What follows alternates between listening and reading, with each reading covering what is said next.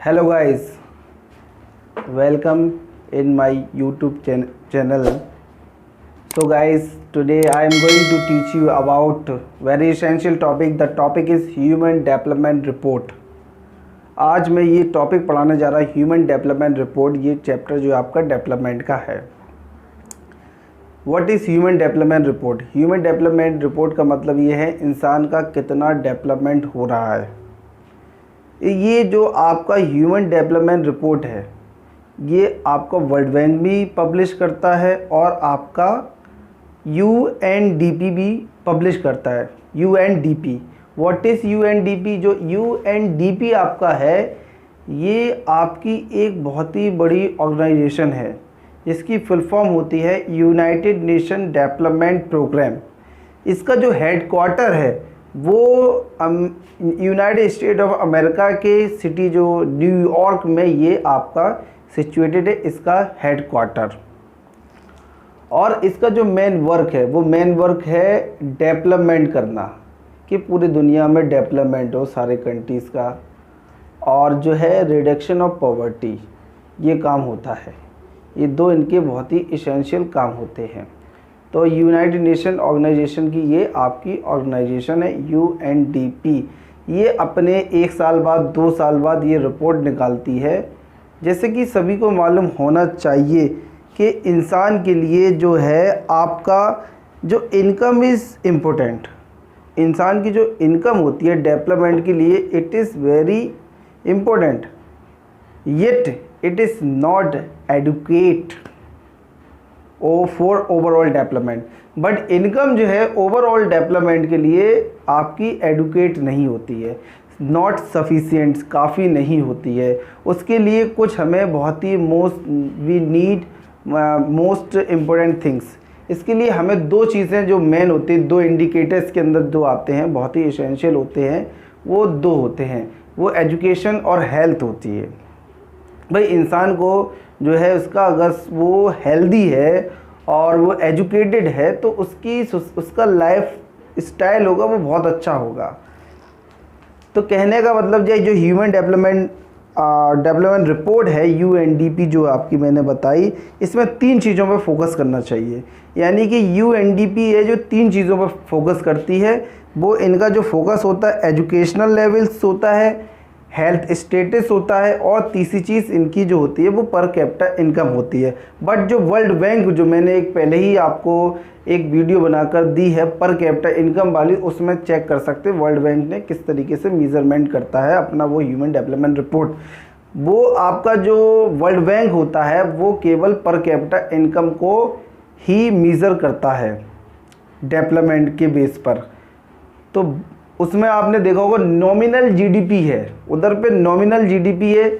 और इस वाले वीडियो में हम लोग डिस्कस करेंगे परचेसिंग पावर पैरिटी के बारे में, कि एक देश की इसकी भी GDP होती है, लेकिन ये GDP जो होती है ये कंट्री वाइज होती है, ठीक है। तो इसमें जो आपकी PPP यानी परचेसिंग पावर जो पैरिटी होती है, इसके ये वाली GDP ज़्यादा होती है, ये याद रखिएगा। तो हम लोग बात कर रहे थे 3 चीज़ें इनकी मेन होती है, एजुकेशनल, हेल्थ स्टेटस और पर कैपिटा इनकम। अब हम लोग जो है एक ये डेटा इसमें दिया है, आपकी बुक में दिया है NCERT में, उसमें देखिएगा कि इसमें कई चीज़ें दी गई हैं। इसमें GDP दिया है, लाइफ एक्सपेक्टेंसी दिया है, स्कूलिंग दिया गया है, और HDI ह्यूमन डेवलपमेंट इंडेक्स दिया है। इसमें अगर देखेंगे ये नेबरिंग कंट्री का जो है ये सारा डेटा है, जो आपके आसपास की कंट्री जैसे श्रीलंका, बांग्लादेश, पाकिस्तान, नेपाल, इंडिया, ये आसपास की 4-5 कंट्री है। लेकिन इसमें जो बहुत ही इसेंशियल डाटा है वो तो आपको मालूम होना चाहिए किसका नंबर 1 डेटा है। तो नंबर 1 के मामले में आपका जो है वो है श्रीलंका। श्रीलंका जो है 11,326, ये श्रीलंका का जो है पर कैपिटा इनकम है।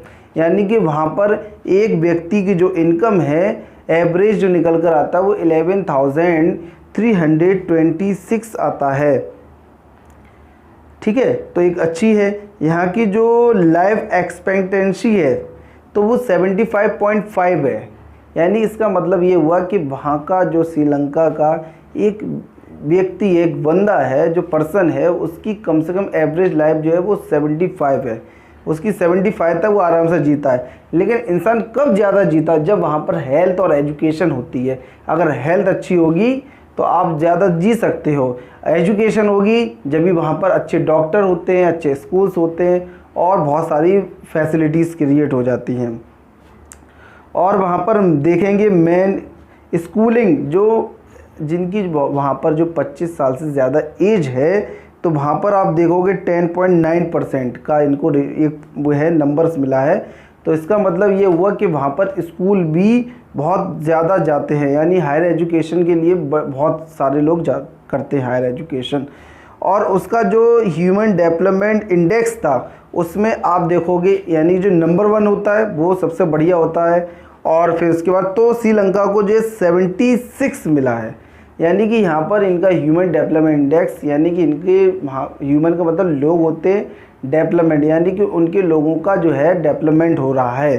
तो इसमें इंडिया की जब हम लोग कंडीशन देखते हैं तो इंडिया की कंडीशन काफ़ी ख़राब है।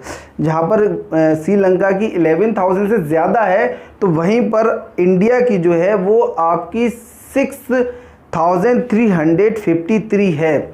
ये आपका जीडीपी है, ये PPP है, परचेसिंग पावर पैरिटी वाला है, ना कि आप नॉमिनल मत समझ लेना, जो वर्ल्ड बैंक निकालता है उनका कम निकलता है।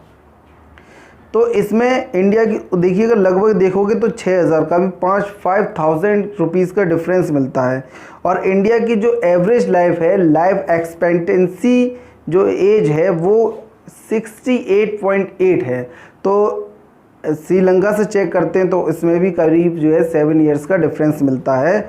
और यहाँ पर मेन जो स्कूलिंग वाली है एबव 25 ईयर्स, तो वो भी 6.4 मिल रहा है, यानी कि लोग इस मतलब हायर एजुकेशन में इतना ज़्यादा फोकस नहीं है इंडिया का, जब हम लोग कंपटीशन करते हैं श्रीलंका से।